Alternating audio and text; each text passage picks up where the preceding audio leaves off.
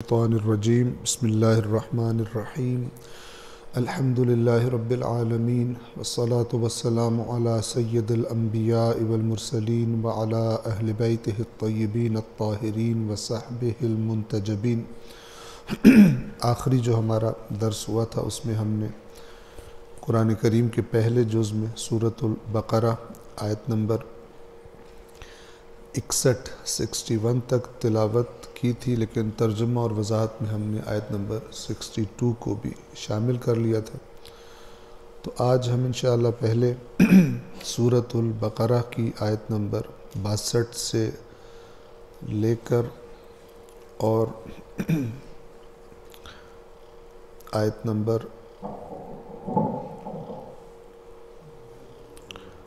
74 تک 74 تک پہلے تلاوت کریں گے اور اس کے بعد ترجمہ اور مختصر وضاحت آپ کی خدمت میں عرض کریں گے۔ صلوات پڑھیں محمد وآل محمد۔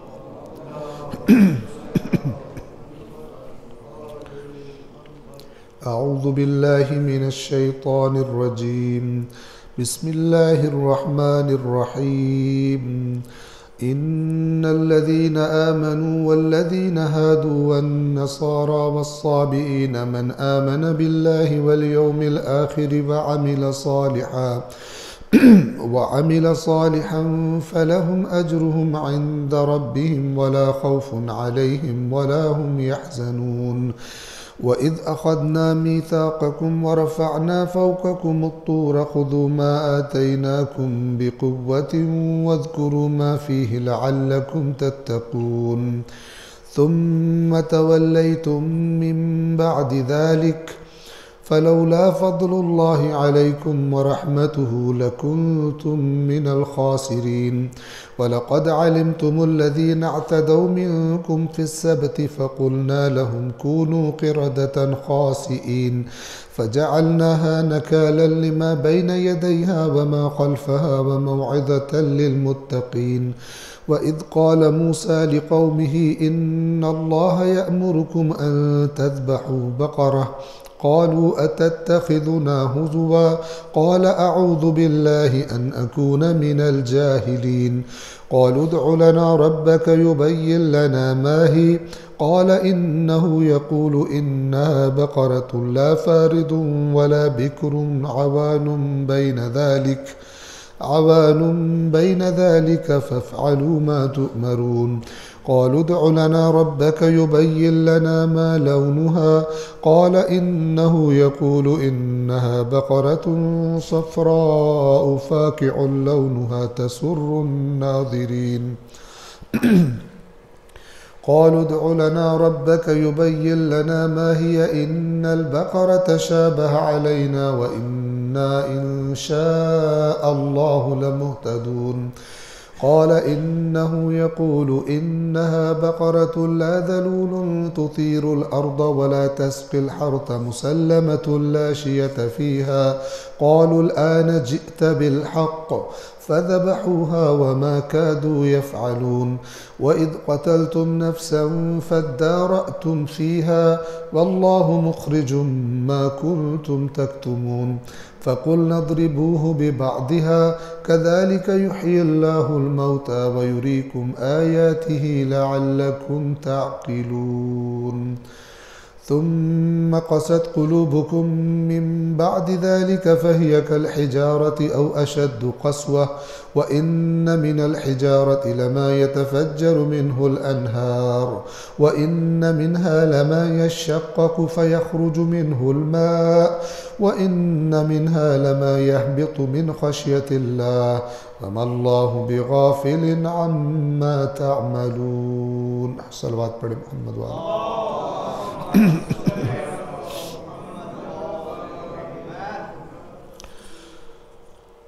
سورۃ البقرہ آیت نمبر 62 کے بارے میں ہم نے آپ سے عرض کی تھی، اس آیت کو بیان بھی کیا تھا اور یہ عرض کی تھی کہ انشاءاللہ اگر ہو سکے تو اس آیت پر ذرا غور و فکر کر کے آئیں گے تو آخر میں انشاءاللہ ہم اس کی طرف دوبارہ واپس آئیں گے۔ ابھی اس کا ترجمہ تکرار کرتے ہوئے آگے بڑھتے ہیں۔ سورۃ البقرہ آیت نمبر 62 ان الذین آمنوا بے شک یقیناً وہ لوگ جو ایمان لائے. ان سے مراد کون لوگ ہیں؟ جو اللہ کے آخری نبی رسول اللہ حضرت محمد مصطفیٰ صلی اللہ علیہ وآلہ وسلم پر ایمان لا چکے. دوسرا گروہ والذین ہادو، مراد بنی اسرائیل ہیں، یہودی. والنصارى، حضرت عیسیٰ کے ماننے والے مسیحی. والصابئین، حضرت یحییٰ کی قوم کہ جن کے بارے میں غلط مشہور ہے کہ یہ ستارہ پرست ہے. البتہ جیسے دوسری قوموں نے اپنے دین ادیان کو تحریف کیا تھا اور من گھڑت چیزیں ایجاد کر لی تھی، تو یہ لوگ ستاروں کے بارے میں ذرا زیادہ ان کے تقدس کے قائل تھے اور ستاروں پہ زیادہ ایمان رکھتے تھے، تو آہستہ آہستہ یہ ستارہ پرست ہی مشہور ہو گئے.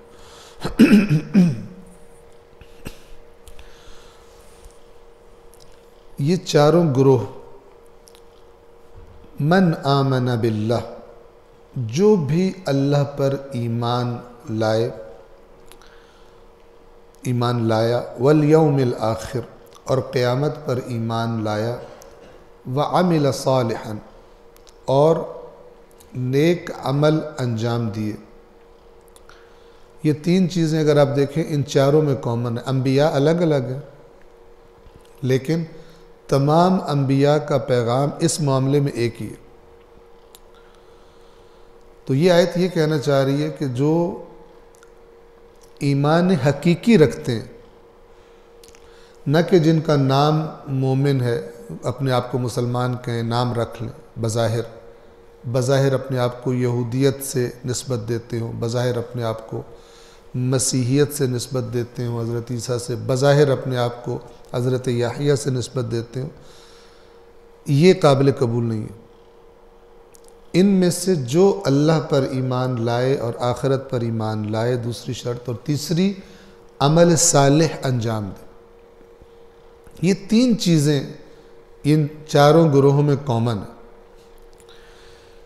جو یہ کام کریں گے فَلَهُمْ أَجْرُهُمْ عِنْدَ رَبِّهِمْ، تو ان کا اجر ان کے رب کے پاس ہے. یہ خود بات بتا رہی ہے، اگر آپ غور فرمائیں، کہ اگر کسی کو غلط فہمی ہے کہ صرف نام رکھ لینے سے اور بظاہر شامل ہو جانے سے سارے اچھے نتائج مل جائیں گے، تو یہ غلط فہمی ذہن سے نکال دو. بلکہ حقیقت میں اللہ اور قیامت پر ایمان رکھتا ہو اور عمل صالح انجام دیتا ہو، تو یہ جو افراد ہیں ان کا فَلَهُمْ أَجْرُهُمْ عِنْدَ رَبِّهِمْ، تو ان کا اجر ان کے رب کے پاس ہے. وَلَا خَوْفٌ عَلَيْهِمْ وَلَا هُمْ يَحْزَنُونَ، انہیں نہ کوئی خوف ہوگا اور نہ کوئی غم ہوگا. لیکن سب دعویٰ کرنے والے ان میں شامل نہیں ہیں. آیت نمبر 63، وَإِذْ أَخَذْنَا مِيثَاقَكُمْ، جیسا کہ میں عرض کر چکا پہلے بھی. پس منظر کیا ہے؟ اللہ کے آخری نبی مکہ سے ہجرت کر کے مدینہ تشریف لا چکے ہیں، اور مدینہ میں اوس اور خزرج قبیلے نے ویلکم کیا رسول اللہ کو. انہوں نے دعوت دی ہے اور ان کی ایک بڑی تعداد اسلام قبول کر چکی ہے اور اسلام ان کے درمیان تیزی سے پھیل رہا ہے.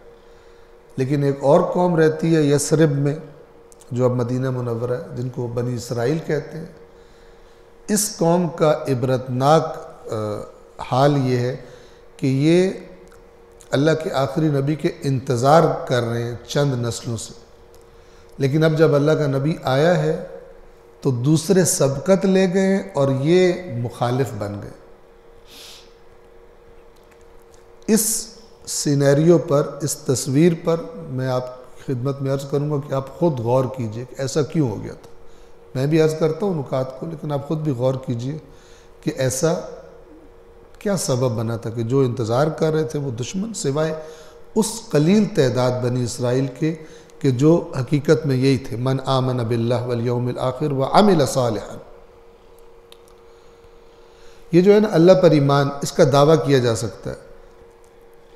ایمان بآخرت، اس کا بھی دعویٰ کیا جا سکتا ہے، لیکن عمل کے میدان میں آ کے انسان پکڑے جاتے ہیں. لہٰذا عمل کے بغیر اللہ کے ہاں قابل قبول نہیں۔ اللہ تو جانتا ہے جو ظاہر بھی دعویٰ کر رہا ہے وہ صحیح کر رہا ہے یا نہیں کر رہا، قیامت کی ایمان پہ دعویٰ کر رہا ہے صحیح کر رہا ہے یا نہیں کر رہا، لیکن دنیا میں بھی دکھا دیتا ہے کہ جس کے اعمال اچھے نہیں ہیں، جس کی زندگی گزارنے کا انداز ایک الہی انسان کا نہیں ہے، وہ بے شک اپنے آپ کو اس گروہ میں شامل سمجھتا رہے، وہ اس گروہ میں شامل نہیں ہے۔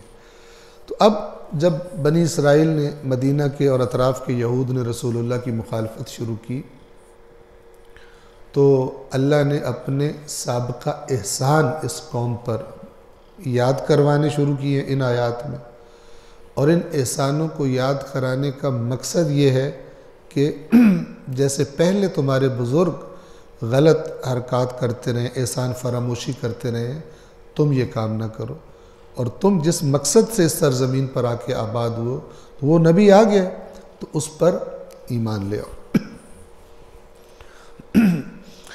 تو انہی جو پچھلی باتیں یاد کرائی جا رہی ہیں ان کو، انہی میں سے ایک آیت نمبر 63 میں ہے، وَإِذْ أَخَذْنَا مِيثَاقَكُمْ، اور جب ہم نے تم سے میثاق لیا۔ میثاق وثوق سے، اور وثوق یعنی اعتماد، یعنی پکا ہونا، تو میثاق یعنی پکا عہد۔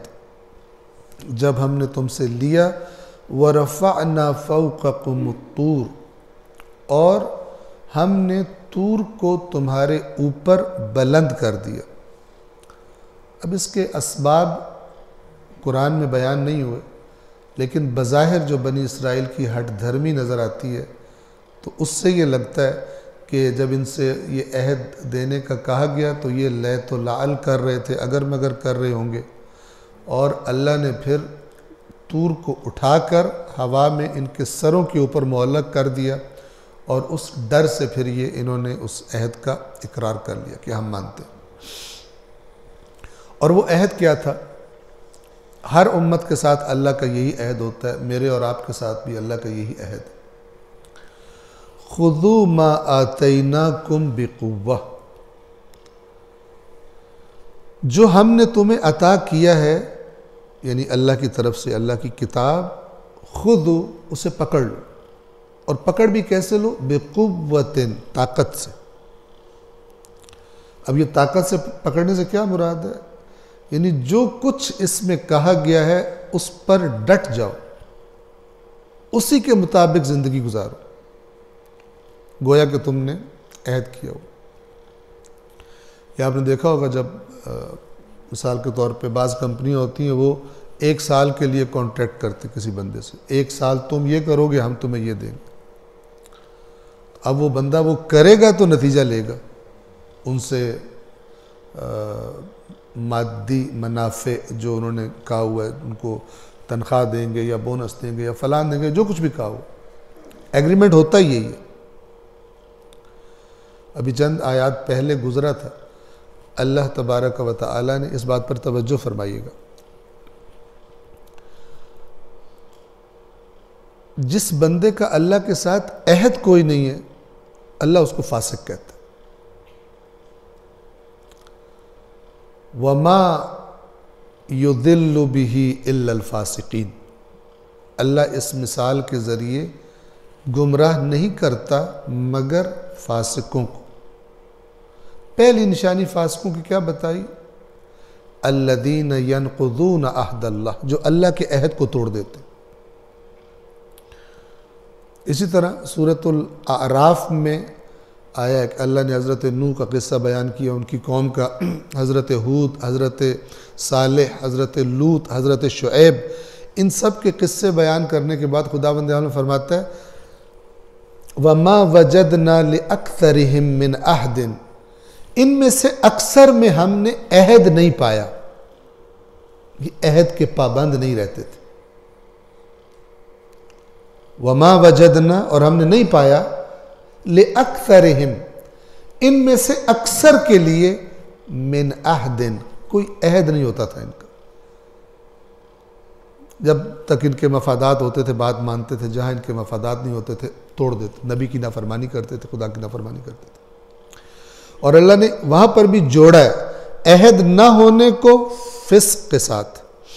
فرمایا وَمَا وَجَدْنَا لِأَكْثَرِهِم مِّنْ عَهْدٍ، ہم نے ان میں سے اکثر کا عہد نہیں پایا، ان کے اندر عہد نہیں پایا. وَإِن وَجَدْنَا أَكْثَرَهُمْ لَفَاسِقِينَ، اور ہم نے ان میں سے اکثر کو فاسق پایا. فاسق کیا ہوتا ہے؟ حدود کراس کرنے والا، عہد توڑنے والا. تو یہ آیات ہم سے یہ کہتی ہیں کہ انسان بجائے یہودیوں کو دوڑ کر کوسنے کے، ان کو برا بھلا کہنے کے، اپنے آپ کو دیکھے کہ میرا اللہ کے ساتھ کیا عہد ہے، میری اللہ تعالیٰ کے ساتھ کیا کمٹمنٹ ہے، یا موڈ ہے، یا ایک سائیڈ بزنس ہے، وہ بھی جب دل کیا کر لیا، جب دل کیا نہ کیا. لیکن کمٹمنٹ میری خداوند عالم کے ساتھ، اس دین کے ساتھ کس طرح کی ہے بھی یا نہیں ہے. اور اگر بالکل نہیں ہے کوئی کمٹمنٹ تو پھر آیات قرآن بڑی سخت ہیں اس معاملے. خُذُوا مَا آتَيْنَاكُمْ بِقُوَّةٍ، جو ہم نے تمہیں عطا کیا ہے اسے قوت کے ساتھ پکڑ لو. وَاذْكُرُوا مَا فِيهِ، اور جو اس کے اندر ہے اسے یاد رکھو. لَعَلَّكُمْ تَتَّقُونَ، تاکہ تم بچ سکو. تقوی یعنی بچنا. کس چیز سے بچ سکو؟ جو اللہ نے تمہیں دی ہے اس کے بھول جانے کے جو نتائج ہیں دنیا و آخرت میں، تاکہ ان سے بچ سکو. خدا نے جو تمہیں آئین زندگی دی ہے، اگر اس کو بھلا دو گے دنیا میں بھی نتائج بھگتو گے اور آخرت میں تو بھگتنا ہی ہے. ان دونوں نامطلوب ناپسندیدہ نتائج سے بچنے کے لیے خُذُوا مَا آتَيْنَاكُمْ بِقُوَّةٍ، جو ہم نے تمہیں دیا اسے طاقت سے پکڑ لو. وَاذْكُرُوا مَا فِيهِ، اور یاد رکھو اس کو جو اس کے اندر ہے، جو باتیں اس کے اندر ہے. لَعَلَّكُمْ تَتَّقُونَ، تاکہ تم بچ سکو. 64 ثُمَّ تَوَلَّيْتُم مِّن بَعْدِ ذَلِكَ، پھر اس کے بعد تم پھر گئے. یعنی طور تمہارے سروں پر معلق کیا گیا، تم سے عہد لیا گیا، پھر گئے تم. فَلَوْلَا فَضْلُ اللَّهِ عَلَيْكُمْ، تو اگر تم پر اللہ کا فضل نہ ہوتا. فضل کسے کہتے ہیں؟ جتنا کسی کا حق بنتا ہے اس سے زیادہ دے دینا، یا کسی کا حق سزا بنتی ہے اس کو مثال کے طور پہ معاف کر دینا، یہ فضل ہوتا. اگر تم پر اللہ کا فضل نہ ہوتا، وَرَحْمَتُهُ، اور اللہ کی رحمت تم پر نہ ہوتی، لَكُنْتُم مِّنَ الْخَاسِرِينَ، تو یقیناً تم خاسرین میں سے ہو جاتے. یہ خاسرین کا معنی انشاءاللہ آپ کو معلوم ہے. خاسر عربی میں اسے کہتے ہیں کہ جس کے ہاتھ پلے کچھ بھی نہ بچے، سب چیزوں سے ہاتھ دھو بیٹھے. جیسے ایک کوئی تاجر کچھ سرمایہ لے کے نکلے کاروبار کرنے کے لیے، اور جب واپس آئے تو وہ سرمایہ بھی نہ ہو اس کے پاس، وہ بھی ختم ہو گیا، خالی ہاتھ آ جائے، اسے کہتے ہیں خاسر. اگر اللہ کی رحمت، اللہ کا فضل اور اس کی رحمت نہ ہوتی تو تمہارے ہاتھ پلے کچھ بھی نہ بچتا. لیکن خدا نے تمہیں پھر چانس دے دی. اب یہ ساری آیات جہاں یہود کو تنبیہ کر رہی ہیں اور خبردار کر رہی ہیں، وہاں ہر قرآن پڑھنے والے کو بھی یہی کہہ رہی ہیں کہ اسی پوزیشن پر، اسی طرح جس طرح انہیں تورات کی شکل میں وہ عہد دیا گیا تھا، تمہیں بھی قرآن کی شکل میں وہ عہد دیا گیا. تو انہوں نے جب اس عہد کو بھلا دیا تو ان کے ساتھ کیا ہوا؟ اگر تم بھی اس عہد کو بھلا دیتے ہو تو تمہارے ساتھ کیا ہوگا؟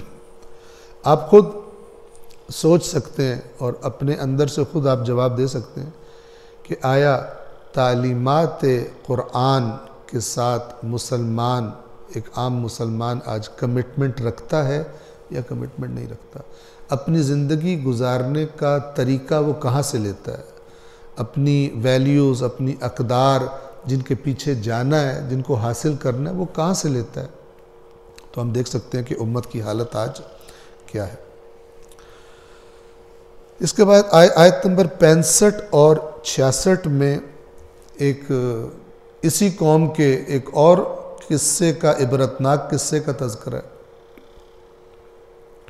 اور وہ مشہور ہے سبت کے واقعے سے. سبت سین بے اور تے ہفتے کے دن کو کہتے ہیں، اور یہ سبت کے لفظ میں ہے جس دن انسان چھٹی کرتا ہے کام سے یا آرام کرتا ہے. جیسے قرآن نے فرمایا وَجَعَلْنَا نَوْمَكُمْ سُبَاتًا، ہم نے تمہاری نیند کو تمہارے آرام کا ذریعہ قرار دیا. تو یہ سبات، آرام، سبت ان کی چھٹی کا دن تھا. یہ کام کار نہیں کرتے تھے، اور اس دن ان پر جو لازم قرار دیا گیا تھا وہ اللہ کی عبادت تھی. دنیاوی کام یہ نہیں کرتے تھے. ان کی ایک بستی تھی بنی اسرائیل کی کہ جو سمندر کے کنارے پر آباد تھے، اور خداوند عالم نے ان کی آزمائش لی اور ان سے کہا گیا کہ ہفتے کے دن تم نے مچھلیاں نہیں پکڑنی. آزمائش شروع ہوئی. اب خدا کا کرنا ایسا ہوا کہ مچھلیاں ان کناروں پر ان کے قریب ہفتے کے دن ہی آتی تھی، اور باقی 6 دن وہ بھی چھٹی پہ چلی جاتی تھی اندر گہرے سمندر میں. اب جب ایسی سچویشن پیش آتی ہے انسان کے ساتھ، تو پھر کچھ لوگ تو ہوتے ہیں وہ بے دین ہو جاتے ہیں، اور کچھ لوگ ہوتے ہیں وہ کہتے ہیں کہ کوئی ایسا طریقہ ہو کہ دین بھی رہے اور ہمارا کام بھی ہو جائے. یہ بھی ایک بے ایمانوں کی کیٹیگری ہوتی ہے.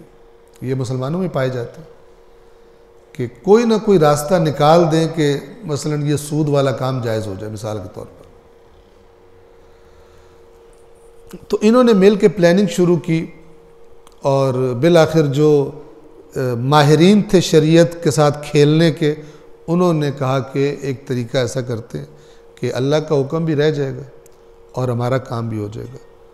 تو انہوں نے جو روایات میں بتایا گیا وہ یہ کہ انہوں نے وہ سمندر سے چھوٹی چھوٹی نہریں بنا لی اور آگے حوض بنا لیے. وہ مچھلیاں جب آتی تھی، اب ہفتے کے دن وہ انہی نہروں سے گزر کر آگے آ جاتی تھی، اور جب وہ آگے آ جاتی تھی اور ان کے واپس جانے کا ٹائم ہوتا تھا، یہ پیچھے سے دروازے بند کر کسی نہ کسی طرح ان کو بند کر دیتے، وہ پھنس جاتی تھی. اور ہفتے کے دن یہ باتیں کرتے رہتے تھے، مچھلی نہیں پکڑتے تھے، اور اتوار کو صبح صبح بسم اللہ پڑھ کے ان کو پکڑ لیتے تھے مچھلیوں کو، جن کو ہفتے کے دن قید کر لیا ہوتا تھا. اور کہتے تھے کہ اللہ تعالیٰ بھی مل گیا اور مچھلیاں بھی مل گئی. یہاں پر ذکر نہیں ہے، لیکن اور جگہ پر قرآن میں دیگر جگہ پر اس قصے کا ایک اور پہلو بیان کیا گیا کہ ان لوگوں کے 3 گروہ تھے. ایک وہ گروہ تھا جنہوں نے یہ جرم کیا، پلاننگ کی، نہریں کھودی اور مچھلیوں کو ہفتے کے دن قید کر کے اتوار کے دن مثلا پکڑ لیتے تھے. جو اس جرم میں ملوث نہیں تھے ڈائریکٹلی، وہ 2 قسم کے لوگ تھے. ان میں سے ایک گروہ وہ تھا کہ جو ان لوگوں کو نہی عن المنکر کرتے تھے کہ یہ کام نہ کرو، امر بالمعروف کرنے والے اور نہی عن المنکر کرنے والے.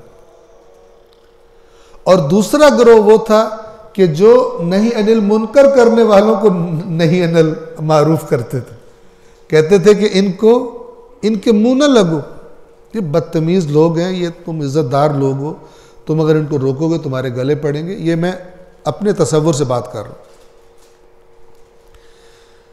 تو وہ جو امر بالمعروف کرنے والے تھے، ان کو جب یہ روکتے تھے کہ تم ان کو نہ روکو، خود ہی جہنم میں جائیں، خود ہی اپنا نتیجہ بھگت لیں گے، تو یہ امر بالمعروف کرنے والے ان سے کہتے تھے. 2 سبب قرآن نے بیان کیے. ایک سبب تو یہ کہ کل قیامت کے دن جب خدا پوچھے گا یہ لوگ جب خرابی کر رہے تھے تم نے باقیوں نے روکا کیوں نہیں، تو ہمارا عذر اللہ کے پاس ہوگا کہ ہم نے تو روکا تھا، یہ نہیں رکے. ہمارے پاس عذر ہوگا اللہ کی بارگاہ میں. اور دوسرا سبب یہ ہے کہ ہو سکتا ہے ہمارے روکنے سے رک ہی جائیں، یہ بھی تو امکان ہے. تو یہ 2 سبب قرآن نے بیان کیے کہ وہ امر بالمعروف اور نہی عن المنکر کرنے والے ان کو جو انہیں روک رہے تھے کہ تم ان مجرموں کو نہ روکو، ان کی خدمت میں یہ لوگ عرض کیا کرتے تھے۔ اب وہاں پہ قرآن توجہ فرمائے، وہاں پہ قرآن مجید فرماتا ہے کہ جب اللہ نے ان پر عذاب بھیجا، یہ مسخ ہو کے بندر بنے، تو خدا فرماتا ہے ہم نے صرف ان کو بچایا جو نہی عن المنکر کرتے تھے، جو روکتے تھے جرائم سے ان کو بچا لیا، اور جو نہی عن المنکر نہیں کرتے تھے، جرم بھی نہیں کر رہے تھے، ان کا انجام انہی کے ساتھ کیا جو اس جرم میں ڈائریکٹ ملوث تھے۔ یہ بھی کیوں ہے؟ آپ اگر توجہ فرمائیں، جو اوپر والی میں نے آیت عہد والی، میثاق والی، کمٹمنٹ والی پڑھی ہے، تو اللہ مسلمان سے کمٹمنٹ چاہتا ہے کہ اس نے امر بالمعروف کرنا ہے اور اس نے نہی عن المنکر کرنا ہے۔ امیر المومنین کا فرمان ہے، معروف ہے، امام حسین علیہ السلام سے بھی اس کو نقل کیا گیا اس فرمان کو، کہ فرمایا کہ امر بالمعروف اور نہی عن المنکر کو ترک نہ کرنا، اگر ترک کر دو گے تو اللہ تمہاری قوم کے بدترین لوگوں کو تمہارے سروں پر مسلط کر دے گا، اور تمہارے نیک لوگ پھر دعائیں مانگیں گے لیکن اللہ ان کی دعاؤں کو قبول نہیں کرے گا۔ بڑی کلیئر بات ہے، اور یہ بھی ہو رہا ہے۔ تو اسلام ہرگز یہ نہیں ہے، یاد رکھیے، چند مراسم میں شرکت اور چند رسمی طور پر عبادات کو انجام دے لینا، چند اعمال کو انجام دے لینا۔ اسلام جو اللہ کا رسول اسلام لے کر آیا ہے، جو قرآن میں آپ کو اسلام نظر آئے گا، وہ ایک پورا ایک عہد ہے اللہ کے ساتھ، کہ جس عہد کے لیے ہر مسلمان کو کام کرنا ہے، کمٹمنٹ کے ساتھ کام کرنا ہے۔ جہاں یہ کمٹمنٹ ٹوٹی ہے، وہاں دین اسلام غریب ہو گیا، وہاں دین اسلام کا جو پرچم ہے وہ بلند نہیں رہ سکا۔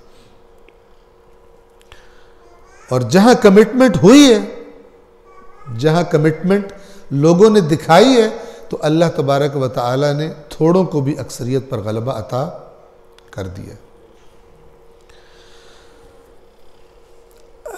آیت نمبر 65، وَلَقَدْ عَلِمْتُمُ الَّذِينَ اعْتَدَوْا مِنْكُمْ فِي السَّبْتِ، اور بے شک تم جانتے ہو، تم جان چکے ہو ان لوگوں کو جنہوں نے تمہیں میں سے، جنہوں نے ہفتے کے دن تجاوز کیا تھا۔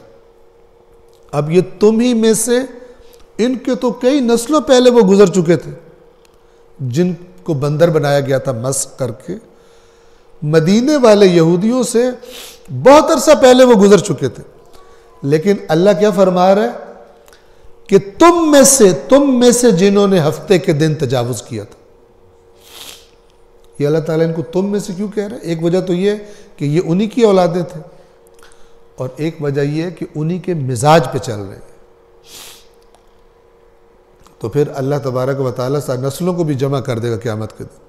جو ایک ہی ٹریک پر چلے تھے وہ ایک ہی گروہ میں بالآخر شامل کر دیے جائیں گے۔ اور یقیناً تم جان چکے ان لوگوں کو جنہوں نے تم میں سے ہفتے کے دن تجاوز کیا تھا، فَقُلْنَا لَهُمْ، تو ہم نے ان سے کہا، كُونُوا قِرَدَةً خَاسِئِينَ، ہو جاؤ بندر دھتکارے ہوئے۔ خاسئین جو خدا کی رحمت سے دھتکار دیا گیا۔ یہ مسخ ہوئے، اور جیسے میں نے آپ کو عرض کیا، صرف ایک گروہ بچا، اور وہ تھا امر بالمعروف اور نہی عن المنکر کرنے والوں کا، اور جو یہ ذمہ داری ادا نہیں کرتے تھے بلکہ کرنے والوں کو بھی کہتے تھے کہ نہ کرو۔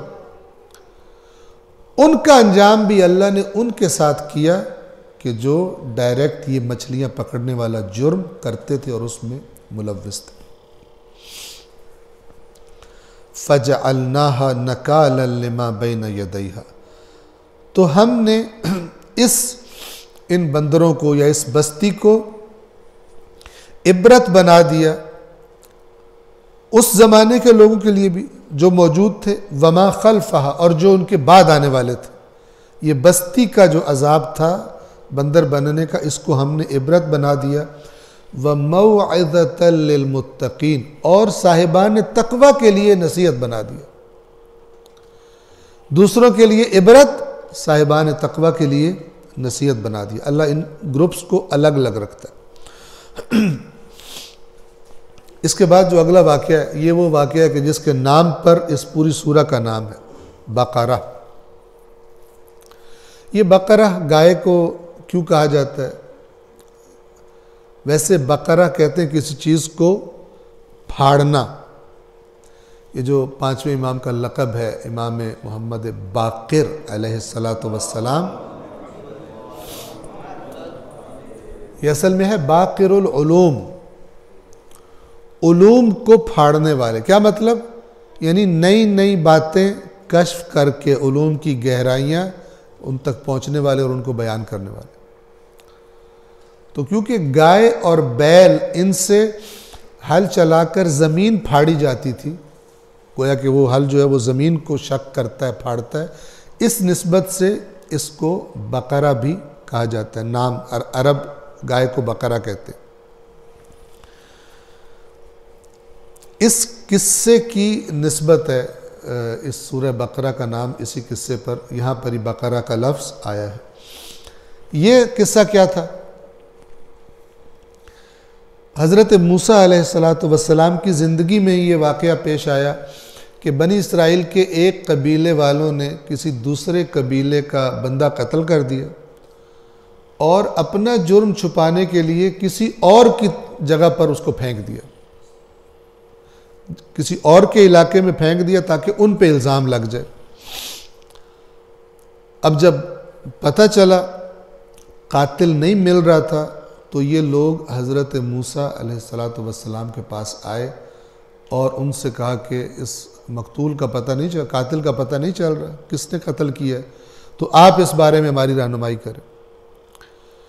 اللہ تبارک و تعالی نے حضرت موسیٰ علیہ السلام کو حکم دیا کہ آپ ان سے ایک گائے ذبح کروائیں، اور گائے ذبح کروانے کے بعد اس گائے کا گوشت کا ایک ٹکڑا اس مقتول کے بدن پر دے ماریں، تو یہ جو مقتول ہے یہ خود زندہ ہو کر اپنے قاتل کا نام بتا دے گا۔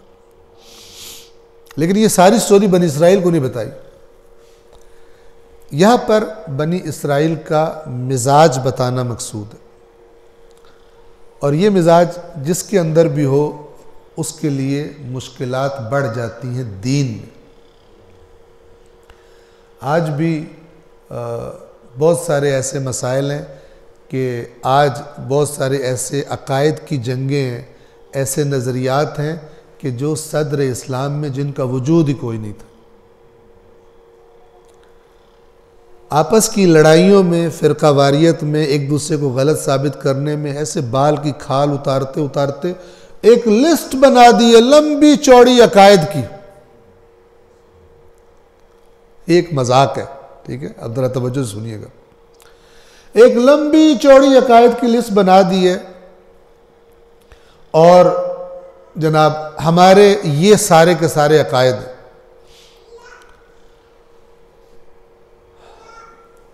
عقائد کے بارے میں آپ کو معلوم ہونا چاہیے کہ عقائد جنہیں ہم کہتے ہیں اصول دین، انہیں عقائد کہتے ہیں۔ عقائد کا بیسک فارمولہ یہ ہے کہ عقائد میں تقلید نہیں ہوتی، عقائد میں تقلید نہیں ہوتی، باطل ہے۔ کوئی بڑے سے بڑا عالم، بڑے سے بڑا مرجع تقلید، بڑے سے بڑا آیت اللہ العظمی جو بھی لقب دیتا ہو اس کو رائٹ نہیں ہے، اور نہ بھی ایسا کر سکتا ہے کہ وہ کہے کہ عقائد میں میری تقلید کرو۔ عقائد کا کیا فارمولہ ہے کہ جو آپ نے عقیدہ بنانا ہے اس کے لیے آپ کے پاس سادی ہی کیوں نہ ہو دلیل ہونی چاہیے۔ کوئی آپ سے پوچھے یہ عقیدہ کیوں رکھتے ہو، تو دلیل یہ نہیں ہونی چاہیے ہم نے اپنے عالموں سے سنا ہے، تو دوسرا کہے ہم نے اپنے عالموں سے اس سے زیادہ سنا ہوا، اس کا الٹ سنا ہوا، تو پھر دونوں اپنے اپنے عالموں کو پھر لڑائیں آپس میں۔ یہ دلیل نہیں ہوتی. یہ نہ کہ ہم نے عالم سے سنا ہے، بلکہ جو بھی عالم بیان کرے کوئی چیز اس سے کہیں کہ اس چیز کی ہمیں دلیل بھی دو. اور یہ دلیل نہیں ہوتی کہ جیڑا نہ مننے ہوتے وہ پھر حلال دا ہی کوئی نہیں. آج کل کے جو ڈرامے باز ہیں وہ یہ دلائل دے رہے ہوتے ہیں.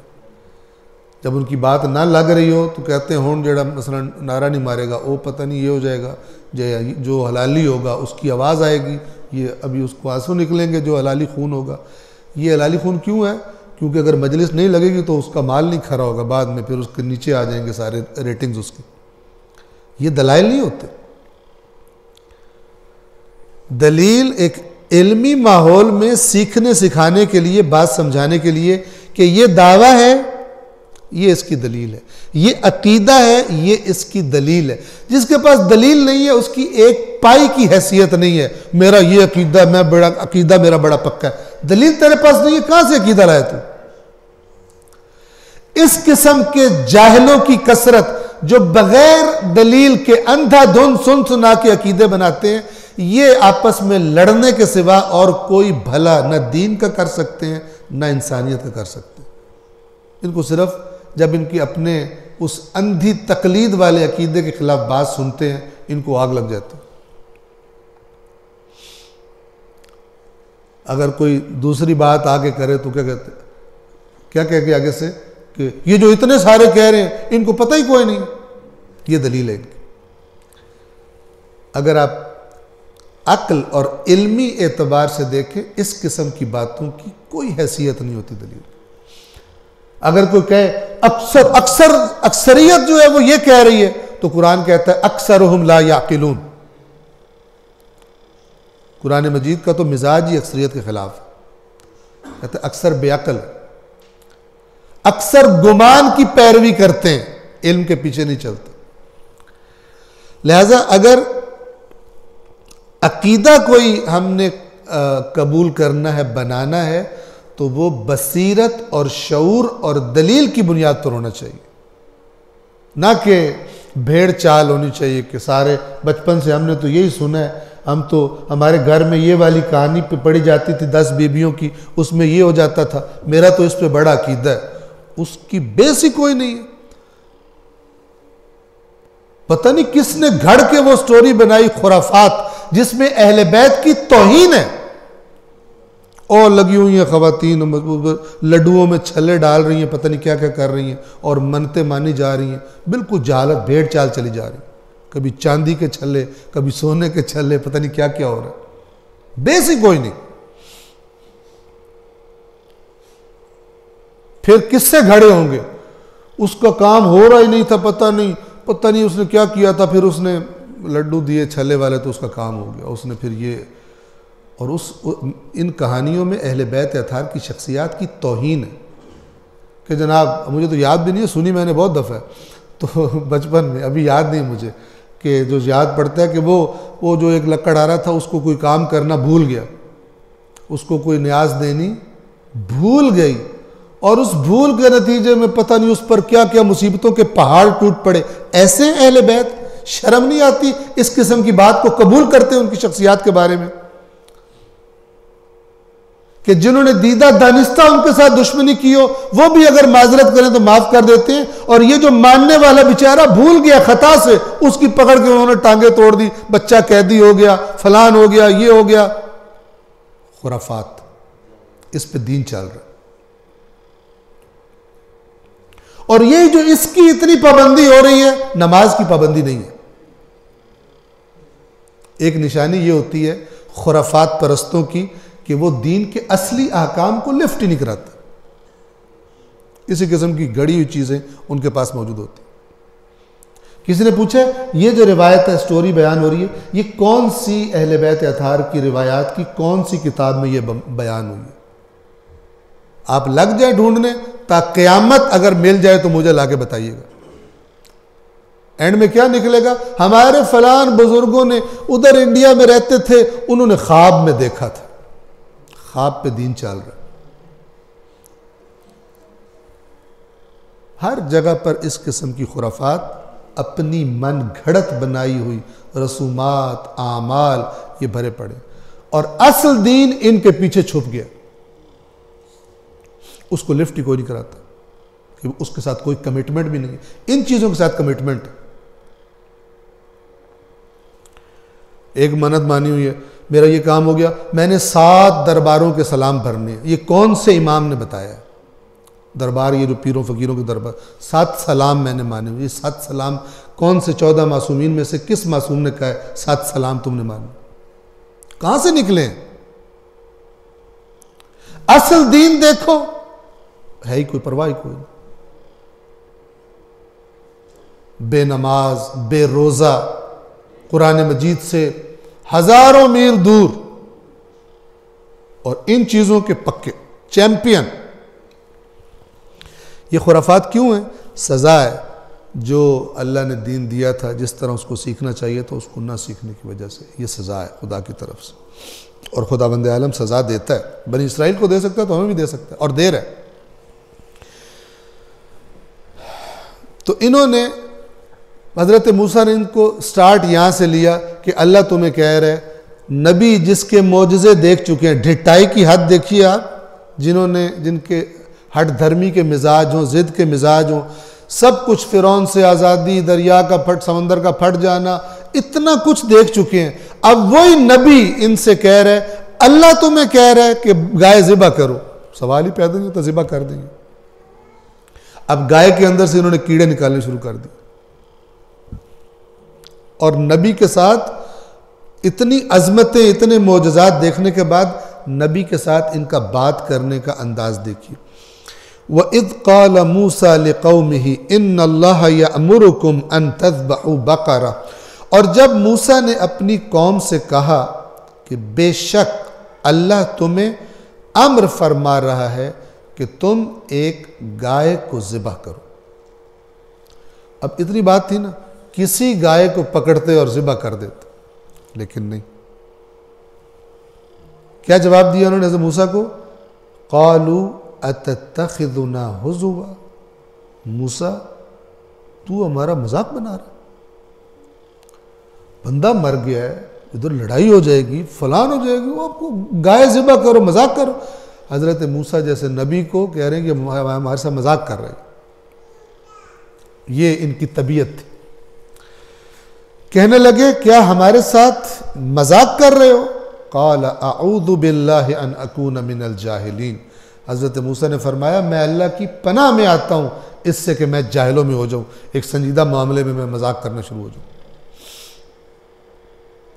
قالوا ادع لنا ربک یبین لنا ما ہی، کہنے لگے اپنے رب سے دعا کر۔ یہ نہیں کہتے تھے ہمارے رب سے دعا کر، کہتے تھے تیرے رب سے دعا کر۔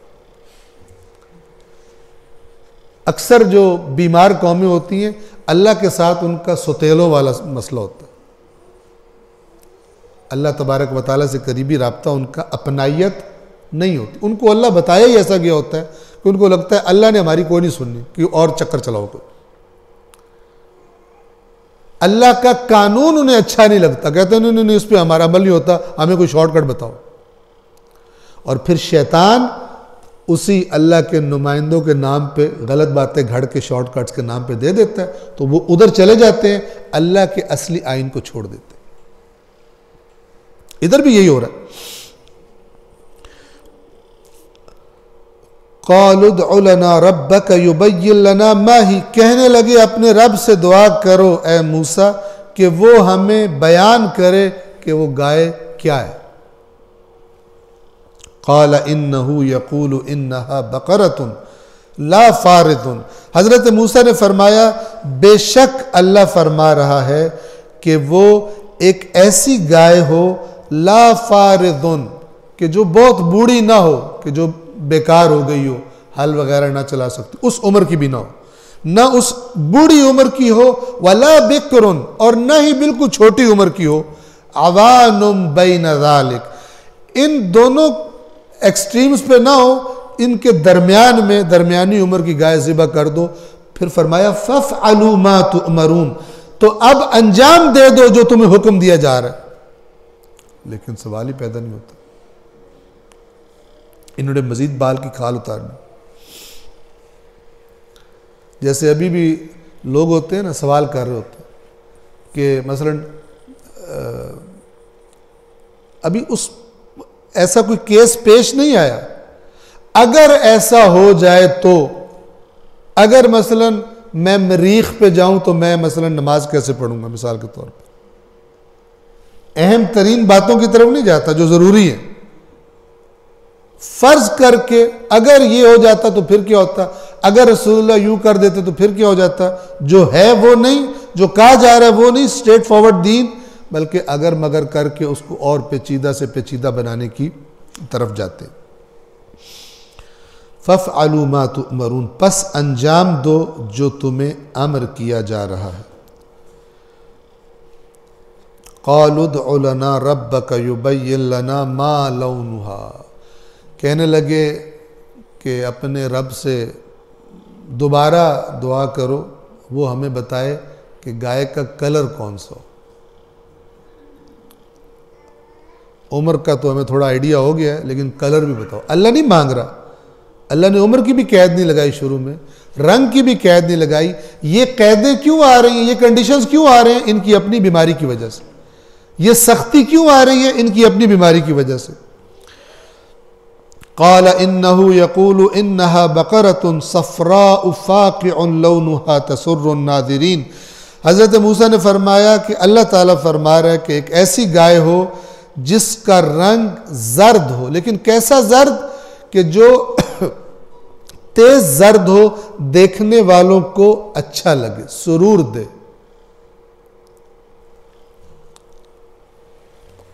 قَالُوا ادْعُ لَنَا رَبَّكَ يُبَيِّن لَنَا مَا هِيَ, کہنے لگے اپنے رب سے دعا کر ہمیں صحیح طرح بتائے. یہ میں ترجمہ کر رہا ہوں اس کا, ہمیں بھی اِنَّ الْبَقَرَ تَشَابَهَ عَلَيْنَا, یہ جو گائے ہمارے لیے مشتبہ ہو گئی ہے. ایسی تو بہت ساری گائیں ہیں, ہمیں اس طرح نشانی بتاؤ کہ ہم پہنچ جائیں کہ یہی والی گائے, اس کے علاوہ اور کوئی نہیں.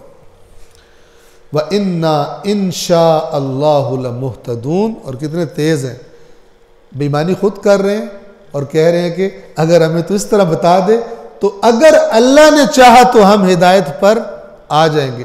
جبکہ موسیٰ شروع سے یہ کہہ رہے ہیں کہ اللہ تمہیں کہہ رہا ہے گائے ذبح کر دو, اللہ تمہیں کہہ رہا ہے یہ کر دو, اور یہ بہانے خود بنا رہے ہیں اور کہہ رہے ہیں کہ اگر اللہ نے چاہا تو. آج کل بھی ایسا ہی ہوتا ہے, کام خود نہیں کرنا ہوتا, کہتا ہے اگر اللہ نے چاہا تو ہو جائے گا, ترخانہ ہوتا ہے اگلے کو. بعض لوگ تو حقیقت میں کہتے ہیں انشاءاللہ, یعنی ایمان کی وجہ سے کہ چونکہ خدا کو بہتر پتہ ہے کل کیا ہوتا ہے. کچھ لوگ ٹیکنیکل ہوتے ہیں, ان کو پتہ ہوتا ہے کہ اگر میں کہوں گا نا کہ میں کام کر دوں گا تو پھر تو وعدہ ہو جائے گا, تو کہتے ہیں انشاءاللہ, اگر اللہ نے چاہا تو. ٹھیک ہے, تو تاکہ بعد میں تو کہ میں نے تو کہا تھا اگر اللہ نے چاہا تو اللہ نے نہیں چاہا اور تمہارا کام بھی میں نے نہیں کیا. اس طرح استعمال, یہ اس قسم کی قوم ہے کہ نبی کہہ رہے ہیں کہ اللہ تمہیں کہہ رہا ہے کام کر دو, اور یہ نبی کو رپلائی میں کیا کہ جواب میں کیا کہہ رہے ہیں, اگر اللہ نے چاہا تو ہم ہدایت پر آ جائیں گے, ہمیں گائے کا پتہ چل جائے گا کون سی گائے. قال انه يقول انها بقرة لا ذلول تثير الارض, حضرت موسیٰ نے فرمایا کہ بے شک اللہ تعالیٰ فرماتا ہے کہ وہ ایک ایسی گائے ہو کہ جو سکھائی ہوئی نہ ہو زمین پر ہل چلانے کے لیے.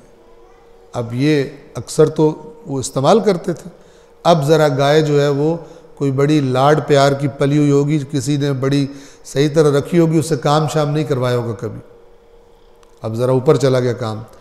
لا ذلول تثیر الارض, زمین پہ ہل چلانے والی نہ ہو, ولا تسقی الحرث, اور نہ ہی کھیتیوں کو پانی پلانے والی ہو.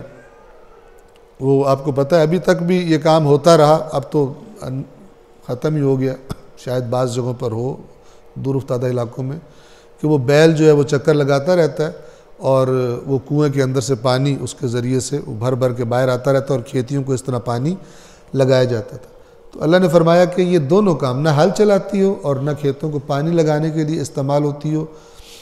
مسلمۃ لا شیۃ فیہا, اور وہ جو رنگ بھی بتایا ہے اس میں کسی قسم کا کوئی عیب نہ ہو, بالکل صاف ستھری, کوئی عیب اس کے اندر نہ ہو، یہ گائے ذبح کرو۔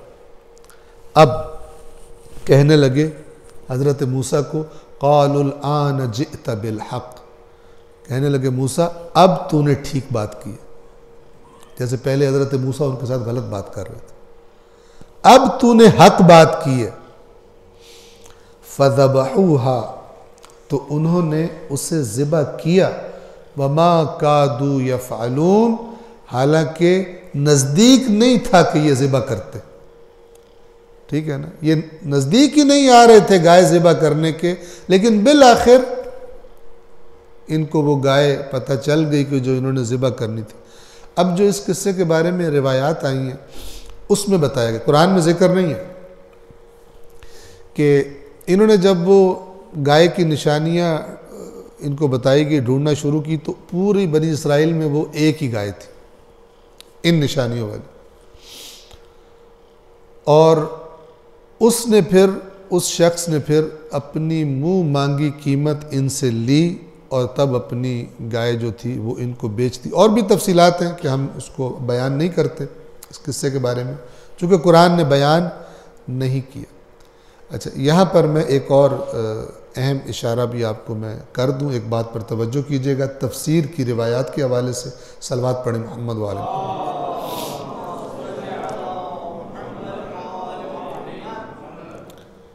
قرآن مجید کی تفسیر میں جو احادیث آئی ہیں شیعہ کتب میں بھی اور اہل سنت کتب میں بھی موجود ہیں، انہیں علماء اور محققین اسرائیلیات کا نام دیتے ہیں۔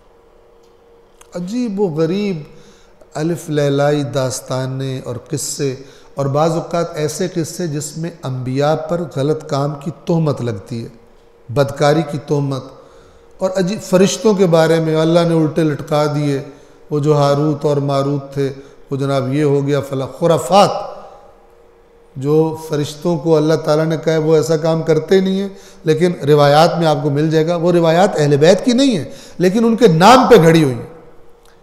اور یہ ہوا اس طرح کہ جب بنی اسرائیل میں بہت سارے لوگوں نے بہت سے نے تو اس لیے اسلام قبول کیا تھا کہ واقعاً دل سے قبول کیا تھا، اور کچھ نے اس لیے قبول کر لیا تاکہ اپنی خرافات اسلام کے اندر بھی ڈال دیں۔ تو انہوں نے بجائے یہ کہنے کے کہ یہ ہماری ہیں، انہوں نے کہا جی قال رسول اللہ، اللہ کے رسول نے یہ فرمایا۔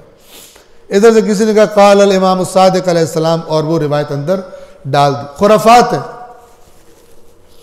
اور وہ جب آ جاتی ہیں اصلی جو قرآن کا میسج ہے اس کو چھوڑ کر اس قسم کی صلوات پڑھیے محمد والا۔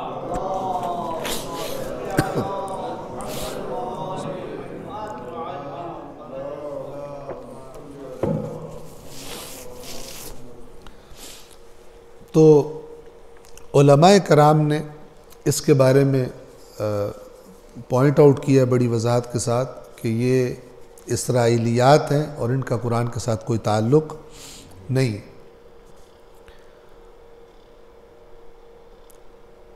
مطالعہ کیونکہ کم کیا جاتا ہے، ورنہ اگر آپ ایک آیت کے نیچے یا چند آیات کے نیچے اگر آپ روایات کا مطالعہ کریں تو آپ کو، اور تھوڑا سا سنجیدگی سے مطالعہ کریں تو آپ کو بہت کچھ آپس میں ٹکراتا ہوا ملے گا، اور پھر آپ دیکھیں گے کہ جیسا قرآن کا متن ہے کوئی متن ایسا پاک اور صاف اور پیور اور قاطعانہ اور واضح کوئی متن ایسا نہیں، ایک سے دوسری چیز ٹکرا رہی ہوگی۔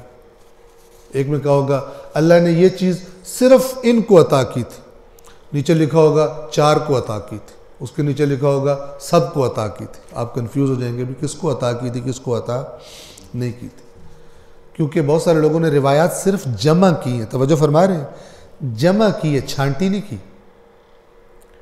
مثال کے طور پر ایک بہت بڑی کتاب ہے، البتہ وہ صرف تفسیر کی روایات کی نہیں ہے، اوورال روایات کی، بحار الانوار۔ اب بحار الانوار جو کتاب ہے اس میں جنہوں نے حدیثیں جمع کی ہیں، علامہ باقر مجلسی صاحب نے، انہوں نے لکھا ہے کہ مجھے جو کچھ مل رہا ہے میں جمع کر رہا ہوں، ٹھیک ہے، لیکن ان کو بغیر پرکھے، ان کی سند کو پرکھے بغیر، ان کے متن کو پرکھے بغیر ایسے ہی نہ آگے چلائی جائے۔ لیکن آج کیا ہو رہا ہے کہ جو آپ کا دل لائے بول دو اور کہو۔ علامہ مجلسی نے بہار الانوار میں نقل کیا، وہ 100 سے اوپر جلدیں ہیں، کون مائی کا لال جائے گا اور ادھر ڈھونڈنے کی کوشش کرے گا۔ اور آپ توجہ کریں، زیادہ تر جو یہ فرقہ پرستانہ فرقہ واریت والی پوسٹیں ہوتی ہیں اور نیچے 10 کتابوں کے نام دیا ہوتا ہے، آپ کسی ایک کتاب میں سے وہ بات ڈھونڈ کے لے آئیں تو مجھے بھی بتائیے گا۔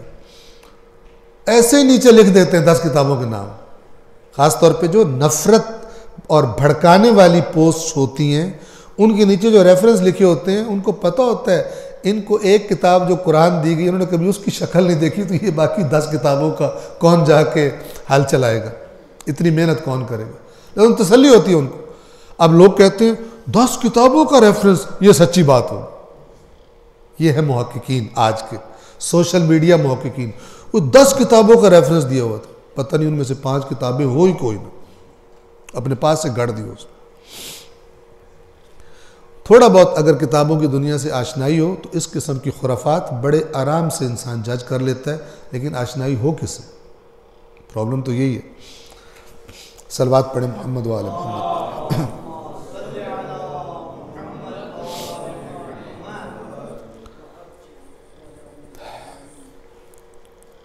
فَذَبَحُوهَا وَمَا كَادُوا يَفْعَلُونَ، تو انہوں نے اسے ذبح کر دیا حالانکہ وہ نزدیک آنے والے نہیں تھے، یعنی نزدیک نہیں آ رہے تھے اس کام کے۔ وَإِذْ قَتَلْتُمْ نَفْسًا، اب یہاں سے اللہ تبارک و تعالی بنی اسرائیل کو اس قصے کا بیک گراؤنڈ بھی بیان کر رہے قرآن میں کہ یہ قصہ تھا کیا۔ اور جب تم نے ایک شخص کو قتل کر دیا، فَادَّارَأْتُمْ فِيهَا، اور جھگڑنے لگے ایک دوسرے پر، اس کے بارے میں الزام تلاشی کرنے لگے۔ وَاللَّهُ مُخْرِجٌ مَا كُنْتُمْ تَكْتُمُونَ، جبکہ اللہ جو تم چھپا رہے تھے اس کو ظاہر کرنے والا تھا۔ فَقُلْنَا اضْرِبُوهُ بِبَعْضِهَا، تو ہم نے کہا کہ اس مقتول کو اس گائے کے بعض حصے سے مارو، یعنی اس گائے کا گوشت لو کہیں سے اور اس مقتول پر مارو۔ كَذَلِكَ يُحْيِي اللَّهُ الْمَوْتَى، اس طرح اللہ مردوں کو زندہ کرتا۔ اب کوئی لنک نہیں ہے، توجہ کریں، چاہے خداوند عالم اپنے نبی کے کلام میں تاثیر رکھ دے اور وہ کہے قم بِإِذْنِ اللَّهِ اور مردہ کھڑا ہو جائے، اور چاہے خداوند عالم دو چیزوں میں کوئی ربط ہی نہیں ہے، گائے بھی ذبح ہوگی وہ بھی مر گئی، مقتول بھی مرا ہوا ہے، اور اس گائے کے ٹکڑے کو مارا جائے، وہ کچھ بھی کر دے، وہ اطاعت چیک کرتا ہے کہ جس کو پتہ، جس کا ایمان ہے اللہ پر، اس کو جب پتہ چل جائے کہ یہ حکم اللہ کا ہے، اگرچہ مجھے نہیں ابھی سمجھ آ رہا صحیح طرح، لیکن یہ کنفرم ہو کہ حکم اللہ کا ہے، تو پھر ایک مومن اس کی اطاعت کرتا ہے۔ جو اگر مگر کرتا ہے، اس کا مطلب ابھی وہ اللہ کو اللہ نہیں سمجھا صحیح طرح، اس کو شک ہے، تردید ہے، ورنہ اگر کنفرم ہوتا تو میں مثال دیا کرتا ہوں، جیسے ایک ماہر ڈاکٹر جس کا آپ کو کنفرم ہو کہ یہ ماہر ہے اور اپنے شعبے کو صحیح جانتا ہے، وہ آپ کو کوئی بڑی خطرناک بات بھی کر دے، کوئی بڑا آپریشن آپ کو بتا دے، آپ پلے سے پیسے دے کر بھی آپریشن کراتے ہیں۔ کیوں؟ یہ نہیں کہتے کہ ڈاکٹر صاحب آپ کی بات مجھے تو سمجھ نہیں آ رہی، ڈاکٹر کہتے ٹھیک ہے گھر جاؤ، پھر تم جا کے کسی عطائی سے علاج کرا لو، پہلے سمجھ لو میڈیکل سائنس پڑھ کے پھر آ کے کروا لینا اگر تمہیں سمجھ آئے تو۔ ڈاکٹروں سے یہ نہیں پوچھا جاتا کہ آپ کی باتیں میں سمجھ نہیں آ رہی۔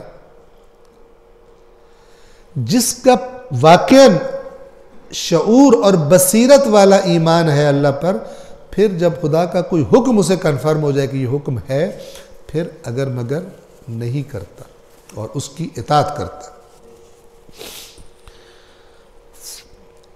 كَذَلِكَ يُحْيِي اللَّهُ الْمَوْتَى، اس طرح اللہ مردوں کو زندہ کرتا ہے۔ وَيُرِيكُمْ آيَاتِهِ، اور یہ طریقے کیوں اللہ تعالیٰ اپناتا ہے اور تمہیں اپنی نشانیاں دکھاتا ہے کہ خداوند عالم جس چیز میں جو مرضی تاثیر رکھنا چاہے رکھ سکتا ہے۔ وَيُرِيكُمْ، اور تمہیں دکھاتا ہے، آیاتِهِ، اپنی آیات، لَعَلَّكُمْ تَعْقِلُونَ، تاکہ تم عقل، یہاں پہ اس کا ترجمہ ہوگا تاکہ تم سمجھو، یعنی عقل استعمال کرو اور بات کو سمجھ جاؤ۔ ثُمَّ قَسَتْ قُلُوبُكُمْ، پھر یہ سب دیکھنے کے بعد پھر تمہارے دل قساوت کا شکار ہوگا۔ یہ بنی اسرائیل تھے، سب کچھ دیکھ لیتے تھے، معجزہ ہر چیز دیکھتے تھے، تھوڑی عرصے کے بعد پھر ٹیڑے کے ٹیڑے اسی مزاج پر آ جاتے تھے۔ ثم قست قلوبکم من بعد ذلک، پھر اس کے بعد تمہارے دل قساوت کا شکار ہو گئے، سخت ہو گئے، فَهِيَ كَالْحِجَارَةِ أَوْ أَشَدُّ قَسْوَةً، تو ایسے ہو گئے جیسے پتھر ہوتے ہیں بلکہ پتھروں سے بھی زیادہ سخت۔ یہ جیسے ہم بھی اپنی زبان میں عام محاورے میں ہم یہ بات کرتے ہیں، اس کا دل پتھر سے بھی زیادہ سخت۔ کیا کہنا چاہتے ہیں؟ یہ نہیں ہوتا کہ واقعاً اندر دل پتھر سخت ہو گیا، یعنی بات قبول نہیں کرتا، اس کو رحم نہیں آتا، اس کو ترس نہیں آتا، اس کو شرم نہیں آتی، اس طرح سخت ہو گیا۔ پھر اس کے بعد تمہارے دل قساوت کا شکار ہو گئے، فَهِيَ كَالْحِجَارَةِ، تو ایسے ہو گئے جیسے پتھر ہوتے ہیں، او اشد قسوةً، یا پتھروں سے بھی زیادہ سختی والے۔ اور پھر یہاں پہ اللہ فرماتا ہے، یہ آخری آیت میں پڑھ رہا ہوں، وَإِنَّ مِنَ الْحِجَارَةِ لَمَا يَتَفَجَّرُ مِنْهُ الْأَنْهَارُ، اور بے شک پتھروں میں کچھ پتھر ایسے ہوتے ہیں کہ جو ایسے پھٹتے ہیں کہ بیچ سے نہریں جاری ہو جاتی ہیں۔ آپ دیکھیں پہاڑوں سے چشمے جاری۔ وَإِنَّ مِنْهَا لَمَا يَشَّقَّقُ فَيَخْرُجُ مِنْهُ الْمَاءُ، اور ان میں سے کچھ ایسے ہیں، کچھ پتھر ایسے ہیں کہ جو شق ہوتے ہیں ان کے اندر سے پانی جاری ہو جاتا ہے۔ نہریں یعنی زیادہ پانی، بہت سارا کثیر، اور یہ یعنی تھوڑا پانی جاری ہو جاتا ہے۔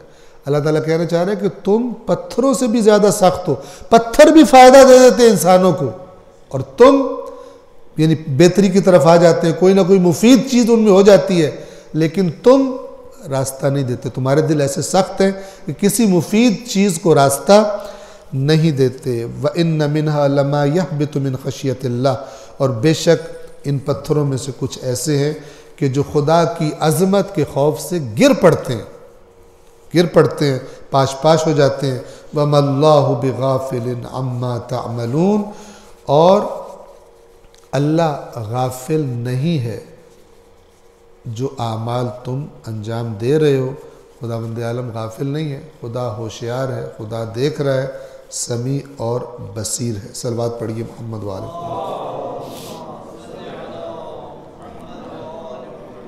تو آج کا جو درس تھا وہ